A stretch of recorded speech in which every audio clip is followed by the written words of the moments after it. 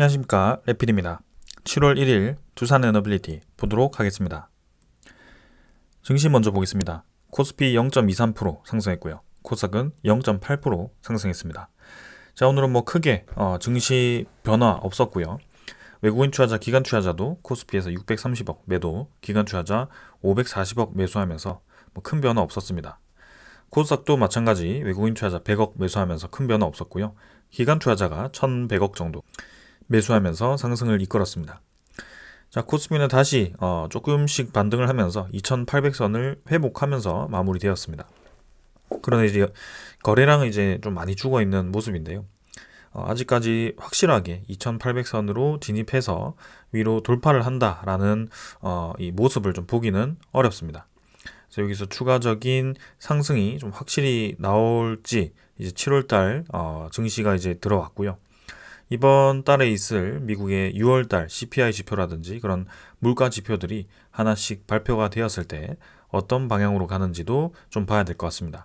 그리고 이제는 11월로 다가올수록 바이든 트럼프 미국의 대선 이 다가오고 있기 때문에 거기에 대해서 금리 정책이라든지 그런 경제 정책이 바뀔 수도 있습니다. 그래서 그러한 모습들을 좀 우리가 여러 가지 변수들이 좀 나타났기 때문에 좀 차분하게 봐야 될 것 같고요.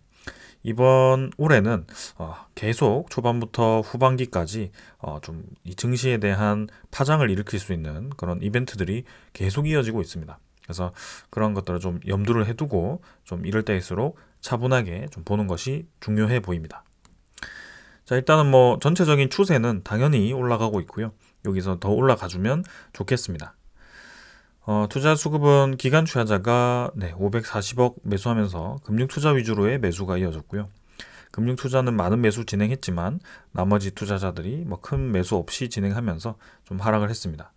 자, 외국인 투자자도 630억 정도 이렇게 매도를 했고요. 이제 바짝 매수하는 그 시즌은 좀 끝난 것 같고 6월 28일, 7월 1일에는 큰 수급 없이 이어지고 있습니다. 여기서 7월 달에 들어왔을 때 또 외국인 투자자에 대한 포지션이 어떻게 되는지 좀 보도록 하겠습니다. 코스닥은 847포인트고요. 아래에서 지지를 지금 세 번째 하고 있습니다. 지킬 자리는 지켜주면서 지금 하락을 진행했는데요. 저점에서 좀 반등다운 반등이 좀 나오면서 올라와 주었습니다. 그럼 확실히 이 코스닥이 추세에 반전을 했다라고 보기가 어려운 것이 거래량도 죽어 있고 주가도 많이 눌러져 있는 모습이다 보니까 확실히 지금 인기가 없습니다. 그래서 올라갈 때도 지금 약한 거래로 올라왔기 때문에 사실 반등다운 반등을 했다라고 보기는 어렵고요. 여기서 다시 한번 주가가 눌러지면서 아래로 떨어진다면 이대로 벽을 맞고 오히려 지지 라인 크게 깨지면서 더 하락할 수도 있는 자리입니다. 그래서 그런 자리일수록 좀 이제 더 지켜봐야 될 것 같고, 수급은 기관 투자자 매수했지만 금융투자 위주로의 또 매수였기 때문에 사실 우리가 주목할 만한 수급은 아니었습니다. 외국인 투자자도 지금 별다른 수급 없이 진행 중이고요. 아직까지는 코스닥이 힘을 받기는 이른 상황인 것 같습니다. 해외 증시는 다우 나스닥이 좀 하락해서 진행되었고요. 니케이도 마지막까지 보합으로 진행, 상해 중합은 0.9% 정도 올라왔는데요. 일단 특별한 움직임은 없었습니다. 환율은 미국 원달러가 1382원으로 마무리되었고요. 어제도 그렇고 오늘도 아래꼬리 달면서 아래 라인을 좀 지지를 해주는 모습이었습니다. 일단 61선을 계속 지켜주면서 진행 중인데 다행인 것은 1400원까지 도달하지 않고 한번 이제 꺾어주었다는 거죠. 그래서 쌍봉 형태로 이제 N자 반등보다는 조금 꺾이는 모습으로 진행이 되었기 때문에 다행이라고 보고 있고요. 분명히 이제 7월 달에 발표될 수 있는 그런 물가 지표에 따라서 이러한 이 환율의 움직임도 많이 바뀔 수 있습니다. 그래서 그런 것들을 좀 지켜보도록 하겠습니다. 지수 선물 같은 경우는 미국 증시 약하게 반등 중이고요. 유럽 증시는 특별하게 오늘 많이 올라가지는 않습니다. 그래서 1% 정도 전체적으로는 올라가고 있는데 평소와 비슷한 수준인 것 같고요. 1% 반등했다고 해서 사실 골고루 올라가기보다는 지금 프랑스 위주로 좀 올라가고 있기 때문에 일단은 조금 더 지켜보도록 하겠습니다. 그 다음에 채권 시장이고요. 채권은 미국 10년물 국채금리가 4.41%까지 반등을 했습니다. 그래서 미국의 국채 가격이 떨어지면서 또 국채 금리가 다시 올라가고 있습니다. 이러한 이유 때문일까요? 코스닥 닥에서 코스피에서 지금 외국인 투자자가 별다른 움직임을 보이지 않고 있고요. 이 국채금리가 다시 올라갈 경우에는 좀 또 부담스러울 수도 있습니다. 그래서 차곡차곡 내려가던 국채금리가 다시 좀 올라가기 시작했다라는 점, 이런 것들을 좀 주시를 해보겠습니다.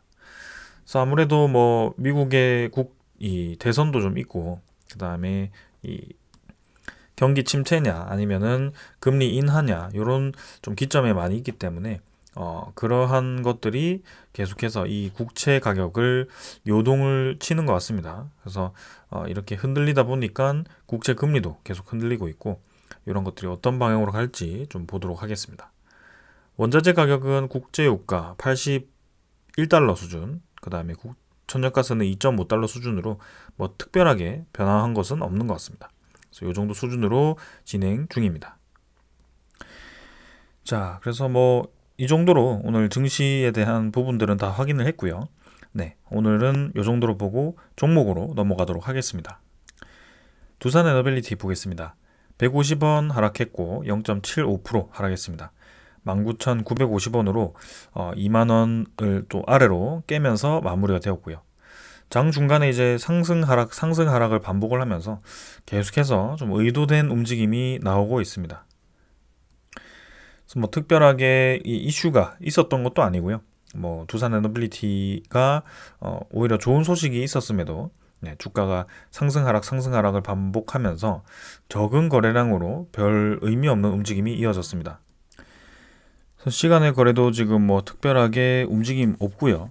평소보다 적은 수준이고 19,960원으로 10원 정도 올라서 마무리되었는데 별 의미 없는 것 같습니다. 그래서 거래는 320만 주 정도로 전날보다 더 감소했고요. 이제는 평소보다 지금 많이 감소했죠. 그래서 이전에 우리가 좀 거래가 없다 싶을 정도로 나오는 거래량까지 지금 떨어졌습니다. 그래서 지금 뭐 계속해서 하락하는 것처럼 보이긴 하지만 워낙 적은 양으로 지금 왔다 갔다 하고 있기 때문에 크게 지금 움직임이 없는 상황이다라고 보셔도 될 것 같고요. 2만원대 수준에서 계속 주가를 유지시키면서 옆으로 횡보시키고 있는 상황입니다. 그래서 이 패턴이 굉장히 유사하게 보이고 있고요. 19,000원 정도, 22,000원 정도를 두고 위아래로 계속 주가를 흔들고 있습니다. 그래서 지금도 지금 한번 뚝 떨어뜨리는 듯 하면서도 주가를 다시 받치면서 옆으로 횡보를 시키고 있고요. 지금 뭐 주가가 얼마가 되었다가 중요한 게 아니고 이 수준에서 흔들기를 얼마나 할 것인가가 더 보여집니다. 그래서 거래량은 점진적으로 지금 줄어들었고 다시 올라갈 수 있는 거래량이 언제 나오는지가 중요해 보이고요. 그 이슈가 이제 7월달로 들어왔기 때문에 얼마 남지 않았다라고 봅니다. 그래서 거기에 따라서 주가가 움직일 가능성이 이제는 커졌다라고 생각이 들고요. 확실히 뭐 주가가 재미없게 지금 또 흘러가고 있지만 이 고점 부근에서 이렇게까지 오랫동안 유지되었던 적이 사실 거의 없습니다. 그래서 이전과 좀 다른 흐름이 나오고 있다라는 점이고 월봉 입장에서도 이제 위로 좀 올라가고 있기 때문에 힘을 좀 받고 있습니다. 자, 그래서 어떤 흐름이 나올지 이제 향후 2주 정도 안에 좀 결정이 나지 않을까라는 생각이고요. 좀 차분히 기다려 보도록 하겠습니다. 자, 투자 수급은 오늘 뭐 기관 투자자 17만 2천 주, 외국인 투자자는 12만 주 정도 매수, 기관 투자자는 매도를 좀 했는데요. 금융 투자는 3만 주 정도 매도, 보험 17,000주 매도, 연기금 투자자가 7만 주 매도, 사모펀드가 5만 6천 주 매도하면서 양매도 진행이 되었습니다.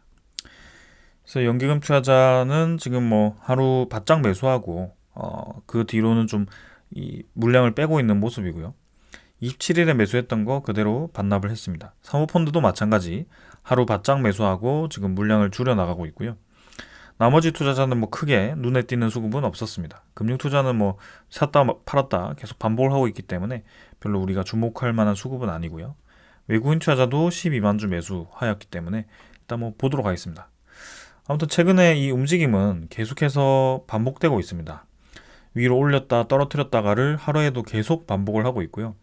위아래로 계속 꼬리를 달면서 주가를 가두고 있는 모습이 계속 보여지고 있습니다. 그래서 이러한 결과가 어떻게 나올지는 조금 더 우리가 지켜보면 되겠습니다. 자, 그 다음은 공매도 잔고입니다. 잔고가 이제 좀 계속 뭐 줄어있는 채로 유지되고 있고요. 뭐 만주, 2만주, 많아봤자 이제 수만주 정도 늘어나는 수준입니다. 그래서 오늘도 한 48만 주 정도로 만 주 정도 늘었고요. 정확하게는 이제 8천 주 정도 늘었습니다. 뭐 특별하게 움직임 없었기 때문에 넘어가도록 하고요. 이제는 50만 주 아래에서 공매도 잔고가 유지되고 있습니다. 그래서 특별한 이슈 없기 때문에 우리가 뭐 주목할 필요는 없는 것 같습니다. 자, 그러고 이제 대차 잔고 확인해 보겠습니다. 대차 잔고는 아직 뭐 보이지 않고 있고요. 사실 오늘 상위 종목에 위치를 좀 했습니다. 70만 주 정도 상환이 되었고요. 1736만 주로 대차 잔고가 줄어들었습니다. 지금 이제 전날도 그렇고 지금 최근에 대차 잔고가 늘었다가 줄었다가를 좀 반복하는 모습이고요. 최근에는 늘어나는 추세로 좀 있다가 이제 오늘부터 해서 다시 줄어들기 시작합니다. 그래서 앞으로도 계속 다시 줄어드는지 좀 체크를 해보겠습니다. 거래원은 오늘 또 이제 신한증권 매도가 좀 있었고요. 이 차익만큼 또 매도가 강했습니다. 그래서 오늘도 프로그램은 매도로 잡혔고 어제 전날에는 JP모건, 모건서울이 매도에 집계가 되었고요. 그래서 신한증권이 매도를 하면 항상 이렇게 주가가 하락하는 모습이 나오고 있습니다. 그래서 공매도와 이제 연결되어 있고 모건스탠리와 JP모건이 이 신한증권과 연결이 되어 있는 것을 우리는 알 수 있습니다. 그래서 이미 이제 공매도도 다 상환이 되었고 최근에 와서도 이렇게 계속 반복해서 매수 매도에 왔다 갔다 하면서 이렇게 주가를 관리하는 모습이 좀 나오고 있는데요.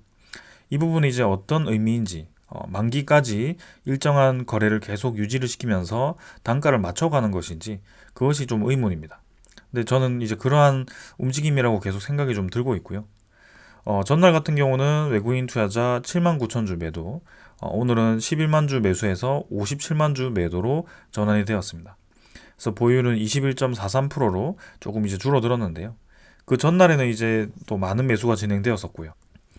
그래서 물량이 늘었다가 줄었다가를 계속 반복을 하면서 이 외국인 투자자에 대한 물량이 좀 흔들리고 있는 모습입니다. 그러나 최근에 이 추세를 좀 보았을 때는 그렇게 이전처럼 엄청 강하게 이 보유율이 올라가고 있지는 않지만 적절하게 유지하면서 조금씩 높아지는 모습은 보이는 것 같습니다.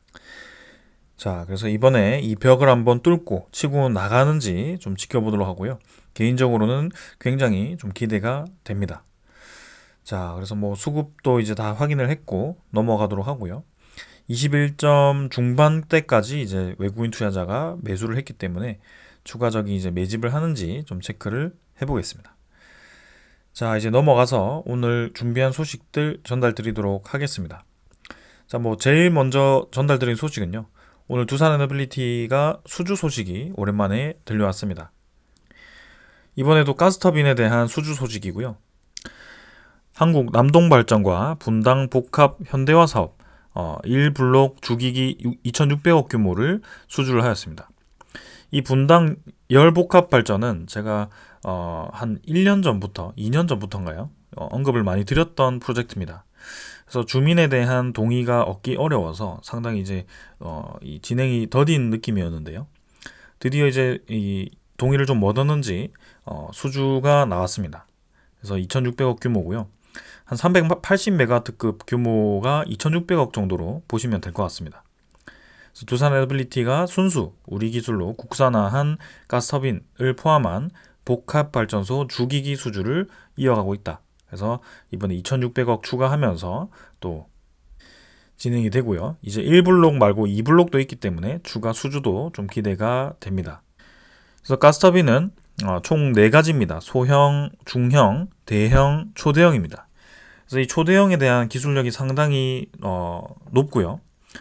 아무래도 초대형이다 보니까 열 온도도 높을 수밖에 없고 터빈 입고 온도가 1500도씨 이상이기 때문에 소재 기술이라든지 그런 이 역학적인 그런 기술력이 상당히 필요합니다. 그래서 두산에너빌리티가 독보적으로 이 기술력을 확보를 했고요. 이번에 1월 달에 안동 열 복합 발전소 그 이외에도 이제 김포 열 병합 발전소도 수주를 했었고 사우디에서도 이제 그 수주권이 있었기 때문에 최근에는 종종 이제 계속해서 이 가스터빈에 대한 수주 소식이 들려오고 있습니다. 두산에너빌리티를 대체할 수 있는 기업이 사실은 없고요. 이제는 외산을 국산화하는 그런 사업에 있기 때문에 앞으로 우리나라에서 나오는 LNG 가스터빈에 대한 주기기들은 웬만하면 두산에너빌리티로 다 갈 확률이 높습니다. 그래서 올해 수주 목표도 이제 6조 수준으로 잡혀 있는데요. 원자력 발전에 대한 수주를 제외하고 6조입니다. 그래서 그만큼 두산에너빌리티가 지금 원자력 발전에 대한 프로젝트 외에도 이 다른 프로젝트들이 성장하고 있고, 특히 가스터빈이 주력 사업 중에 하나로 자리매김을 하고 있다. 장기적으로 보았을 때는 원자력 발전에 대한 수주량보다도 가스터빈에 대한 수주량이 더 높아질 가능성이 크고, 특히 우리가 기대하고 있는 이 사우디, 중동 시장이 상당히 매력적입니다. 그래서 이러한 터빈 생산을 하기 위해서 사우디에서는 그 1조 원 규모의 주 단조 공장을 짓고 있고요. 이제 24년 하반기로 진입을 했죠. 25년도에 그게 완공이 되기 때문에, 완공이 되고 나서 이제 두산에너빌리티가 거기서 주단조 공장을 돌리면서 그런 주단조 부품들을 생산을 할 겁니다. 거기서 이제 생산을 하려면 두산에너빌리티의 기술력이 포함된 생산을 하기 위해서는 두산에너빌리티로 수주가 갈 가능성이 크고요. 특히 이런 뭐 관련된 주기기들이 앞으로 두산에너빌리티로 많이 넘어올 가능성이 커 보입니다. 그래서 이제는 한국에서만 생산하는 게 아니고 전초기지들이 많이 있기 때문에 그러한 것들을 기대를 하고 있는 거고요. 가스터빈 시장도 기대가 됩니다. 특히 두산에너빌리티의 기술력은 단순히 LNG로의 전환이 아니고 거기서 끝나는 게 아니죠. 장기적으로 이제 수소 발전까지 생산하는 모델입니다. 그래서 이 수소 발전에 대한 이 호환성이 이제 될 수 있는 그런 모델로 납품을 하고 있기 때문에 이제 준비해야 될 것은 H2 전소, 그죠? 100% H2로 혹은 혼소죠. 전소는 좀 힘들 수 있기 때문에 혼소를 해서 이제 터빈이 돌아가기만 하면, 그 열 효율이 나오기만 한다면 이제는 친환경 수소를 통해서 돌릴 수 있다. 수소 가스터빈을 지금 개발을 2027년까지 예상하고 있고요. 2028년 정도에 상업화가 될지 좀 기대를 해보겠습니다. 두산에너빌리티는 지금 수소 생산, 그 다음에 수소를 통해서 터빈을 돌리는 이 수소 경제를 꿈꾸고 있고요. 그게 앞으로 4년 뒤에 어떤 모습이 될지는 좀 더 우리가 지켜볼 필요가 있겠습니다. 당장에서 이제 주가에 큰 영향을 주지는 않겠지만, 일단 당장 뭐 내년에 있을 그 사우디의 대규모 그런 가스터빈 수주라든지 그런 것들을 좀 기대를 해보겠습니다.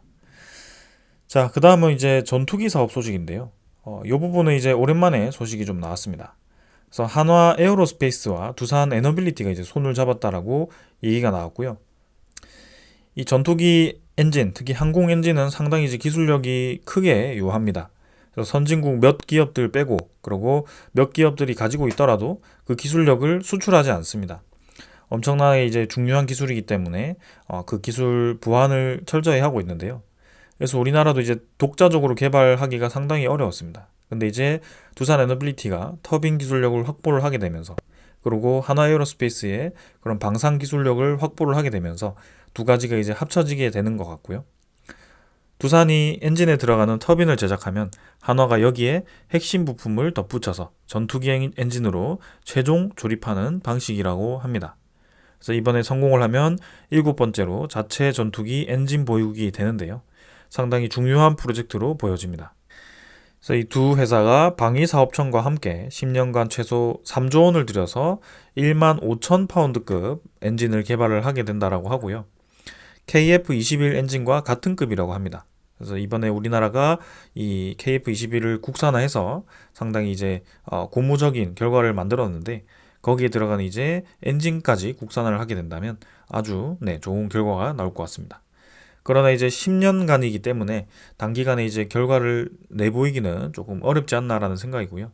두산 에너빌리티가 이제는 엔진 기술, 특히 터빈 기술이 뛰어나기 때문에 저러한 프로젝트 파트너로 선정이 되었다. 이 정도로 좀 이해를 하시면 좋을 것 같습니다. 그래서 분명히 기술력이 있는 기업이구나 라고 보시면 될 것 같고요.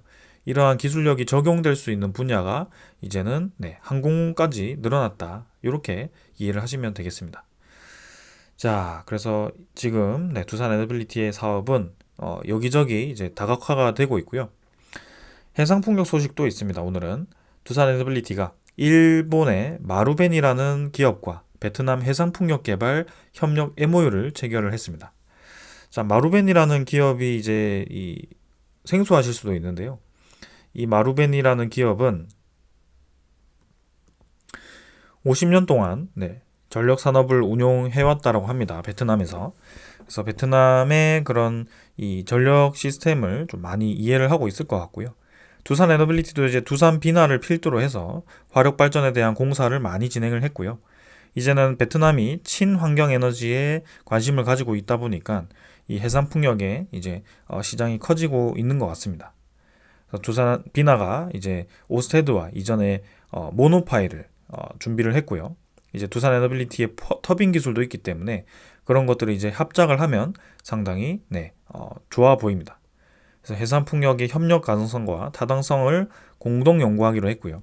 본격적으로 국내 해상 풍력 시장 외에 해외 해상 풍력 시장까지도 공략을 하는 그런 모습이 보이고 있습니다. 두산 지오 솔루션으로 최근에는 3자 배정 유상증자로 이제 현금을 이제 대주는 모습이었는데요. 뭐 그게 이제 두산 에너빌리티 현금 유출보다도 이제 미래에 대한 투자라고 보시면 더 좋을 것 같습니다.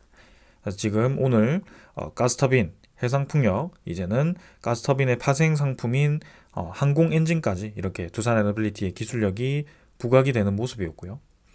거기에 이어서 이제 체코 원전에 대한 소식까지, 원자력 발전에 대한 소식까지 있습니다.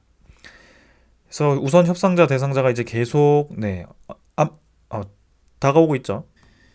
마지막까지 이 수주에 대한 가능성이 확실하지 않습니다. 그래서 아직까지도 미지수이긴 하지만 점점 그 가능성은 높아지고 있다는 것은 저는 사실인 것 같습니다.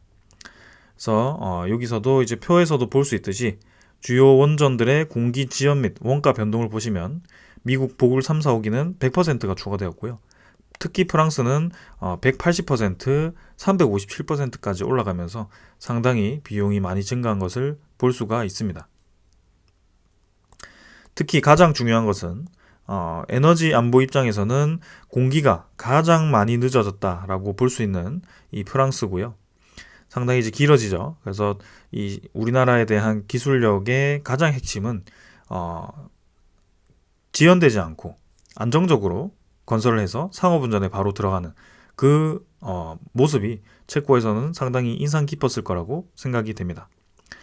그래서 이제는 이 증권가에서도 이 체코 원전에 대한 수주에 대한 가능성을 계속 언급을 하면서 좀 이제 수주에 대해서 무게를 좀 두는 모습이고요. 확실히 좀 이 힘을 받는 모습입니다. 자, 그래서 우리가 주목했던 지금 프랑스의 정치 상황이죠. 이번에 오늘 결과가 좀 나왔고요. 1차 투표이긴 하지만 지금 예상대로 프랑스의 극우파가 1위를 차지했습니다.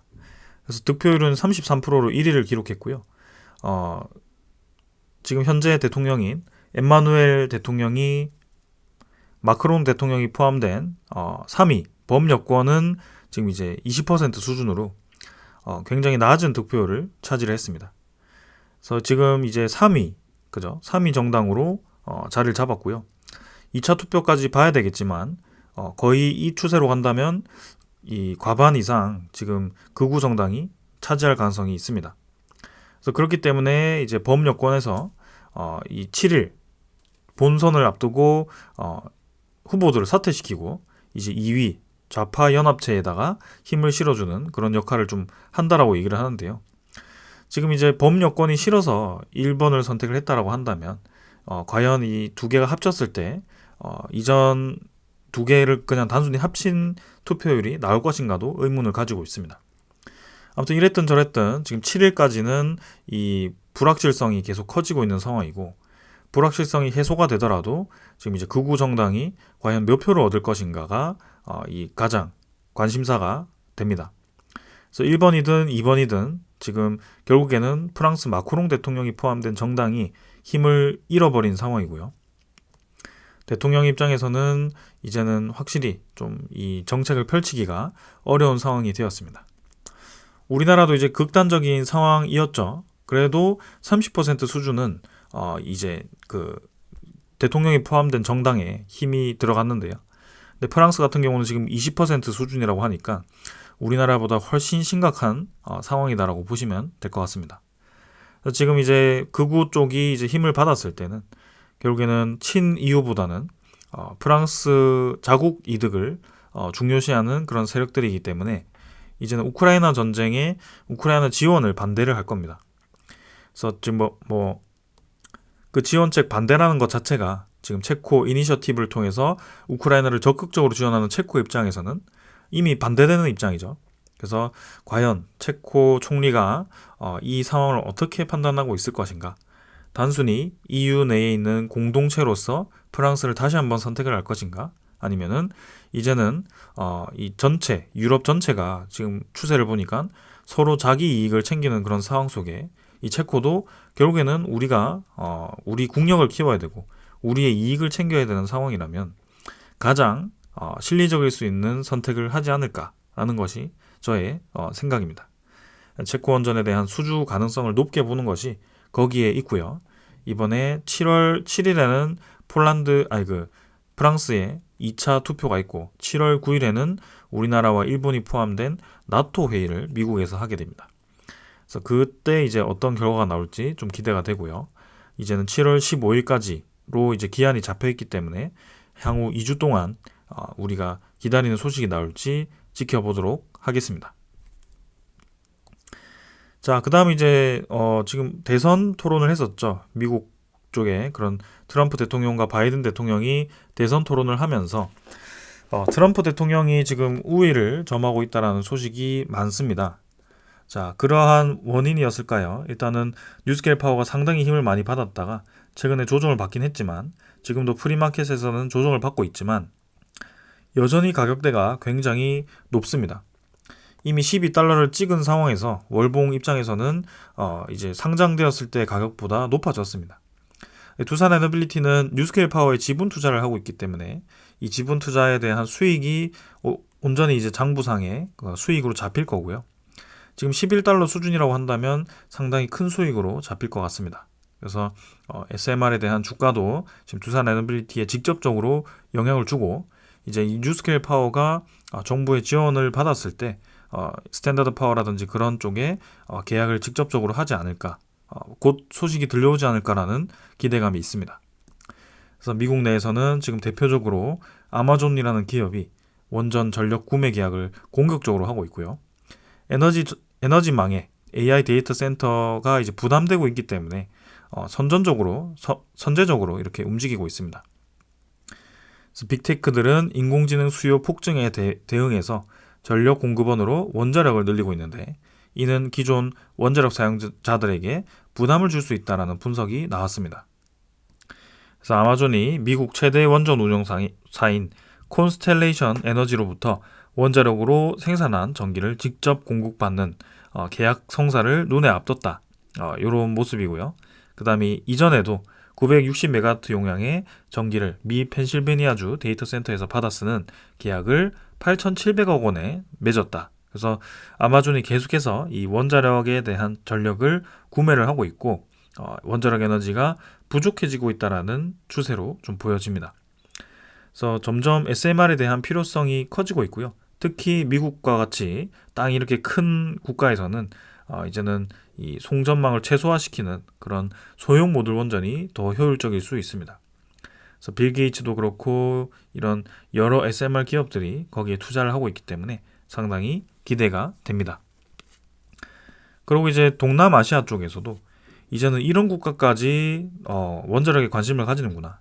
스리랑카도 원자력 발전 계획 추진을 하고 있습니다. 이런 국가라고 해서 스리랑카를 비하하는 것은 아니고요. 결국에는 우리가 평소에 원자력 발전과 연결되어서 듣던 국가들과는 거리가 먼 국가들이 이제는 검토를 하기 시작했고 이름이 들려오기 시작했다. 아프리카 국가들, 그 다음에 동남아시아 국가들, 중앙아시아, 중동, 동유럽, 서유럽, 북유럽 할 거 없이 모두 다 지금 원전을 늘리고 있고요. 인도, 브라질 이런 큰 국가들도 공격적으로 원전을 늘립니다. 일본도 다시 검토하기 시작했고 중국도 대량으로 늘리고 있고요. 미국도 대량으로 늘리고 있습니다. 그래서 호주도 그 원자력 발전을 준비를 하고 있고요.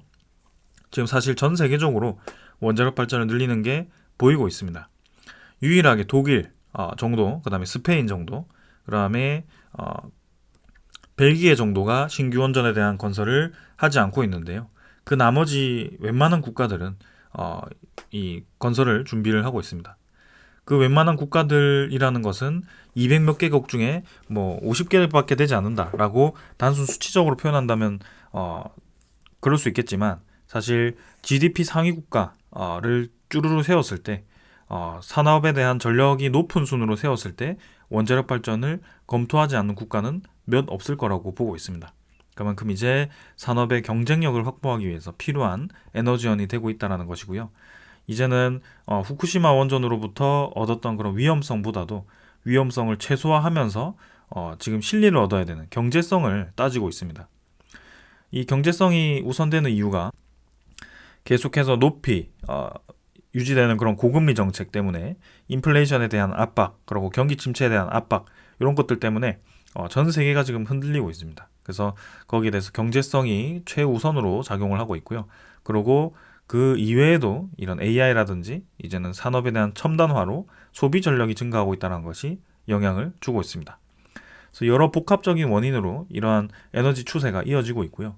두산에너빌리티는 아주 여러 가지 이 항목들을 발을 담그고 있고 하나씩 빛을 발하고 있습니다.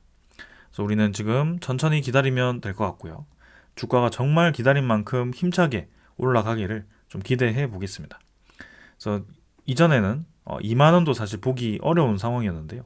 2만 원 자리 잡고 계속해서 그 근처에서 감질맛 나게 왔다 갔다 하고 있습니다. 그러나 결국에는 한번 힘을 받아서 올라갈 걸로 생각이 되고요. 이번에 뭐 어느 방향으로 흔들지 앞으로 2주 동안 불확실성을 활용해서 어떻게 흔들지는 모르겠지만 결국에는 위로 향할 거라고 생각이 됩니다. 자, 오늘 여기까지 하고 마무리하도록 하겠습니다. 감사합니다.